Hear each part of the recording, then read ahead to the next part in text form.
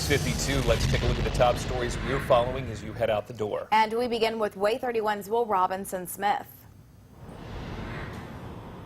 Well, we're right now at the scene of a wreck on the cement truck at the intersection of Madison Boulevard or Highway 20 and Governor's West. As you can see in the center of your screen, the good news is they do have that cement truck upright. The bad news is for commuters, I'll pan over here, you can see it's causing a bit of a backup for those who are trying to get off of Interstate 565 at the Madison Boulevard exit, and that's because they have the westbound lanes blocked while they try to clear this last part of the wreck. Hopefully this will be clear within the next 15 minutes or so. We'll keep an eye on it. Naja? Thank you, Will. In Madison, a driver struck a curb, went airborne, then crashed into a house. Investigators told us alcohol may have been involved. The wreck happened around 11 last night. The driver crashed into a house and struck a bedroom. Luckily, no one inside the bedroom at the time. The house was significantly damaged. The driver of that car is in custody this morning. Sarah. Construction at the Mazda Toyota Manufacturing USA Incorporated plant is at a standstill this morning, and it's all over a lawsuit surrounding a little fish. The spring pygmy sunfish is a critically endangered species, and it's found in a creek nearby the plant site. That's why construction had to come to a halt. But we talked to Huntsville Mayor Tommy Battle, and he told us he thinks construction will be back on track by next week. Bill? Happening today, WAAY 31 going on a ride-along of one of the new school buses headed to Huntsville City Schools. These are called high-tech buses equipped with Wi-Fi and air conditioning for students. Parents can track them through an app.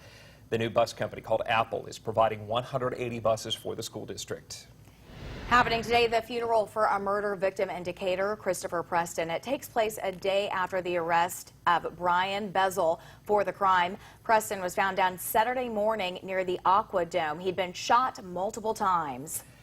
Investigators now say Yoni Aguilar and Israel Palomino killed Aurelia Mendoza and her 13-year-old granddaughter, Mariah Lopez. Supposedly, the two and Mendoza were part of a drug cartel. Gruesome details emerged Thursday at a hearing for Aguilar, who's in the U.S. illegally. He claims Palomino stabbed Mendoza to death because of suspicious text messages he believes she sent a friend.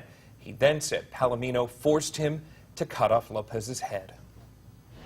President Trump in London today meeting with British Prime Minister Theresa May after an interview published last night in which the president questioned May's handling of Brexit. He says today the two's relationship is, quote, very, very strong. Ongoing protest of his visit, he say, make him feel, quote, unwelcome. Naja. Thank you, Alyssa. Stormy Daniels' attorney says prosecutors dropped all charges following her arrest in an adult club, but didn't let them slow her down. Here's video of her entering an Ohio adult club just one day after her arrest, and Stormy Daniels is set to perform. Huntsville City Council unanimously approved spending $12 million for an expansion of the Von Braun Center. This is what it will look like once complete. Part of the funding comes from a recent lodging tax increase, and the rest of the money is going to be borrowed.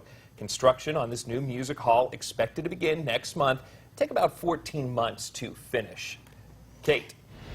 Update on your traffic for you, and that wreck that we've been telling you about all morning long, that cement truck that tipped over near Madison Boulevard and 565. It's no longer indicated on our traffic system, and I'm not seeing any major delays at this point, but it looks like we might not even have data for where some of those backups are occurring. Keep in mind that our traffic system only reports the vehicles that actually have the sensors on them. That's the way that we get the real-time traffic data for you. Another concern as we go through the afternoon is going to be the heat. That heat advisory takes effect at noon, lasts through our western counties until 7 o'clock. Colbert, Lauderdale, Franklin, and Lawrence counties, you can expect it to feel as hot as 107. Your 7-day forecast, a 30% chance for storms this afternoon and again for tomorrow. 94 the actual temperature for today, but there is a cool down coming, upper 80s by Tuesday and Wednesday. All right, so definitely something to take seriously. That heat is nothing to play around with. That's exactly right. All right, Kate, thanks, and thank you for getting your day started with us here on WAAY 31 Morning News. Remember, for 24/7 coverage you can count on for local news, breaking news, and severe weather, head to WAAYTV.com. Good Morning America is coming up next, and we'll see you back here at 7:23 for another news and weather update. We hope you have a fantastic and safe Friday the 13th.